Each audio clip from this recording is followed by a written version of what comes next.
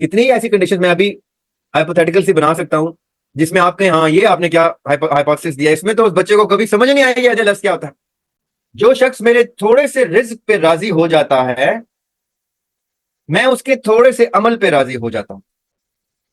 آپ یقین کریں جب میں نے پہلی دفعہ یہ حدیث پڑھی، یہ کیا کر دیا اللہ میاں آپ نے، یہ تو آپ نے میری ساری زندگی کا سفر زیرو کر دیا، مجھے زیرو سے شروع کروا دی بات۔ آپ کو پتہ ہے the gravity of this،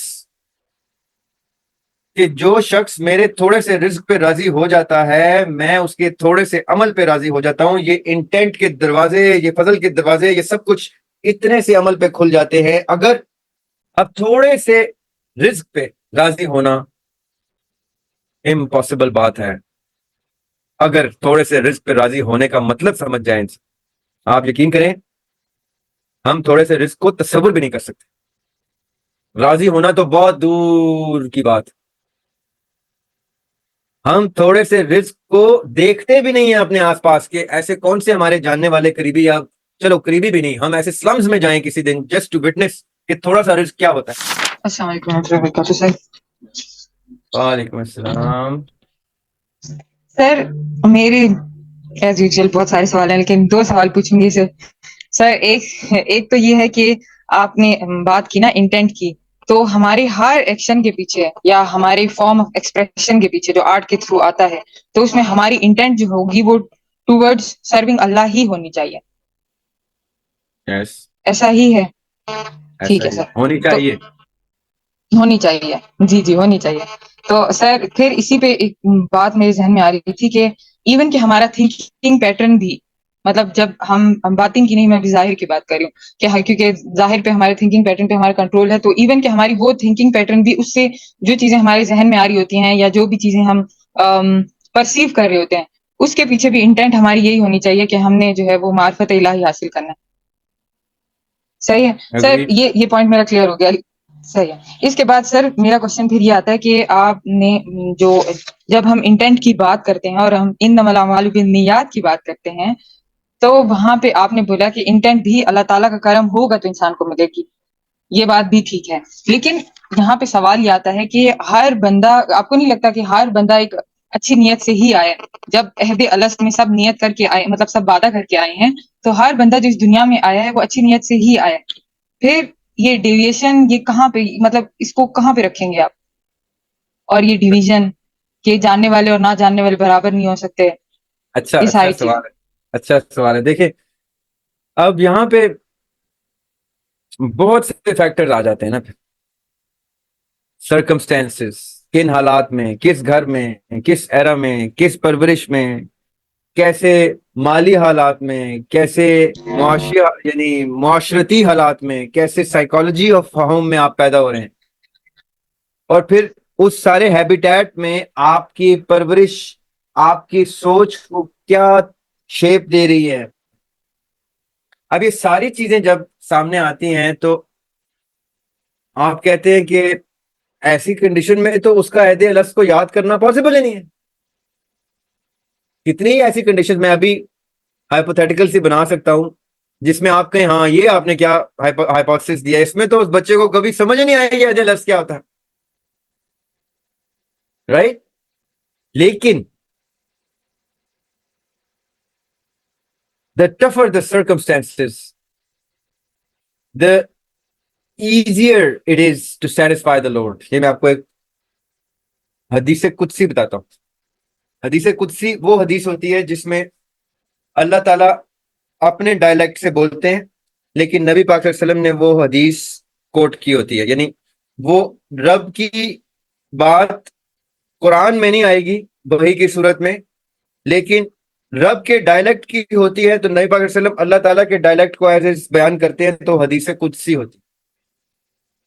اور حدیث قدسی ہے یہ کیا کہ جو شخص، سمجھنی ہے بات، جو شخص میرے تھوڑے سے رزق پہ راضی ہو جاتا ہے میں اس کے تھوڑے سے عمل پہ راضی ہو جاتا ہوں۔ آپ یقین کریں جب میں نے پہلی دفعہ یہ حدیث پڑھی تو میں پریشان ہو گیا۔ میں نے کہا یار یہ کیا کر دیا اللہ میاں آپ نے، یہ تو آپ نے میری ساری زندگی کا سفر زیرو کر دیا، مجھے زیرو سے شروع کروا دی بات۔ آپ کو پتہ ہے دا گریوٹی آف دس، کہ جو شخص میرے تھوڑے سے رزق پہ راضی ہو جاتا ہے میں اس کے تھوڑے سے عمل پہ راضی ہو جاتا ہوں۔ یہ انٹینٹ کے دروازے، یہ فضل کے دروازے، یہ سب کچھ اتنے سے عمل پہ کھل جاتے ہیں۔ اگر میرے سب سے ورسٹ سرکمسٹانسز ہیں اور میں اس کے اوپر الحمدللہ کر رہا ہوں نیت سے، الحمدللہ جو تو کر رہا ہے، جو کم سے کم، سخت سے سخت جو چیز تو مجھے دے رہا ہے میں اس پہ راضی ہوں، تو یہ سب دروازے کھلنا شروع ہو جاتے ہیں فضل۔ میں اس کے تھوڑے سے عمل پہ راضی ہو جاتا ہوں کا مطلب یہ ہے کہ he satisfies me and hence I give in abundance of what؟ فضل، جس سے نیت کے دروازے کھلتے ہیں۔ اب تھوڑے سے رزق پہ راضی ہونا امپاسبل بات ہے۔ اگر تھوڑے سے رزق پہ راضی ہونے کا مطلب سمجھ جائیں، آپ یقین کریں ہم تھوڑے سے رزق کو تصور بھی نہیں کر سکتے، راضی ہونا تو بہت دور کی بات۔ ہم تھوڑے سے رزق کو دیکھتے بھی نہیں ہیں اپنے آس پاس، کہ ایسے کون سے ہمارے جاننے والے قریبی، یا چلو قریبی بھی نہیں، ہم ایسے سلمز میں جائیں کسی دن جسٹ ٹو وٹنس کہ تھوڑا سا رزق کیا ہوتا ہے۔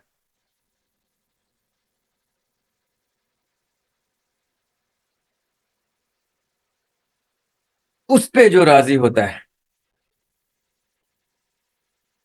اس کی نیت کے اوپر فضل کے دروازے کھلتے ہیں، اس کے اوپر ایکسپٹنس آف دا لارڈ اور محبت آف دا لارڈ کے دروازے کھلتے ہیں۔ وہ ٹوٹی پھوٹی عبادتوں میں بھی اللہ کو راضی کر جاتا ہے۔ ہم تو ابنڈنس آف رزق میں بھی راضی نہیں ہیں۔ It's the other way around, یعنی اب میں کیسے بیان کروں،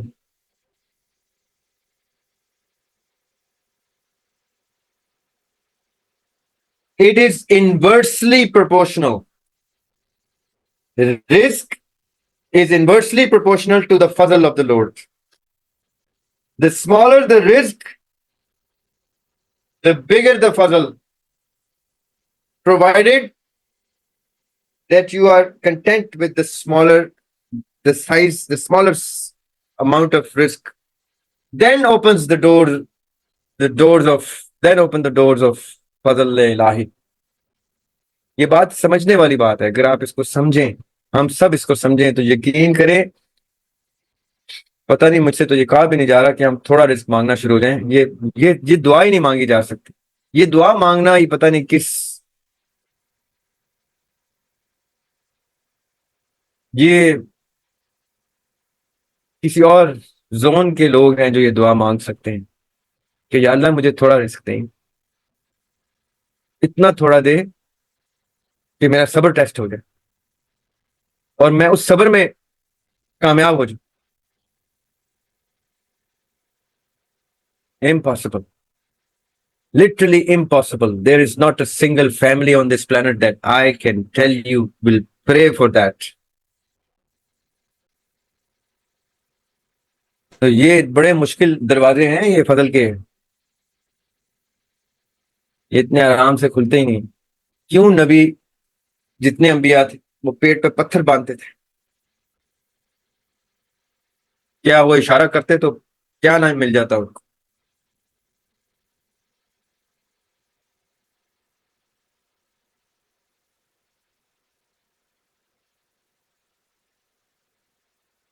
ایسے ہی تو نہیں ان کے اوپر فضل تھے، اور وہ جو فضل آتا تھا وہ لوگوں کو دیتے تھے کہ یہ میری امت کو دیتے۔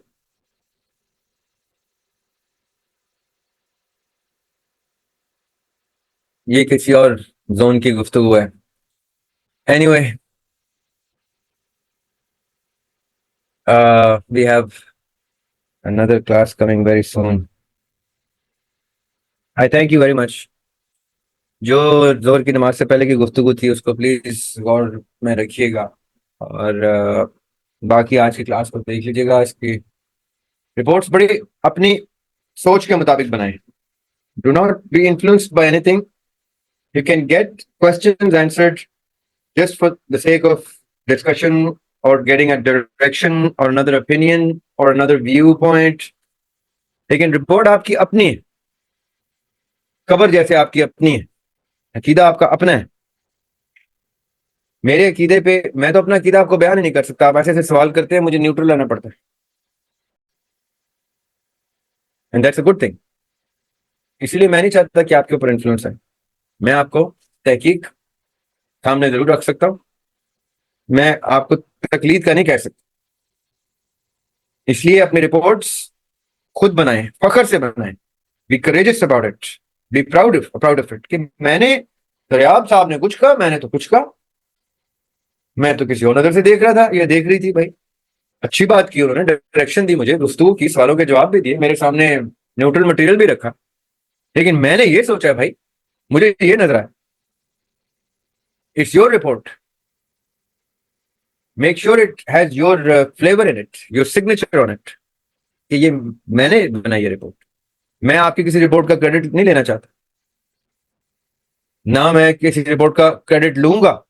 کل کو وہ کوشچن ہو تو میں کہوں گا یہ میری رپورٹ نہیں. بھائی نام پڑھ لیں, کون سی ٹیم کی, اس کے ٹیم ممبرس کے نام لکھے ہیں, ان کو بلائیں, پوچھیں, پوڈ کاسٹ پہ بلائیں, یا ان کو آپ کاؤنٹر رپورٹ لکھیں, ان سے اختلاف رائے کریں. لیٹ سی, بڑی ہیلدی ڈسکشن ہوگی, ڈسکشن فورم میں بلا لیتے ہیں ان کو. You have to take ownership of your reports. And when you take ownership of your reports, it means it's your content. ٹھیک ہے, اپنا خیال رکھیں, اپنے رپورٹس کو اپنے معیار کے مطابق, اپنے عقیدے, اپنی سوچ کے مطابق, جس پہ آپ کو یقین ہو, بھروسہ ہو, جو آپ لیو کر رہے ہیں, آپ کی پریکٹس آپ کا دین ہے, آپ کی گفتگو آپ کا دین نہیں ہے. ایسی چیز لکھیے گا رپورٹس میں جس کو آپ عمل میں لا سکتے ہیں. اعتراض کرنا ہے, اعتراض کریں, 10 باتوں پہ اعتراض کریں. آپ کو یہ کیا بات, ٹھیک بات, اچھی بات ہے, لیکن میں اس سے متفق نہیں. اس طرح کھل کے اپنے رپورٹ میں ٹائم لیں, کوئی جلدی نہیں, آرام سے لکھیں اور تفصیل سے لکھیں.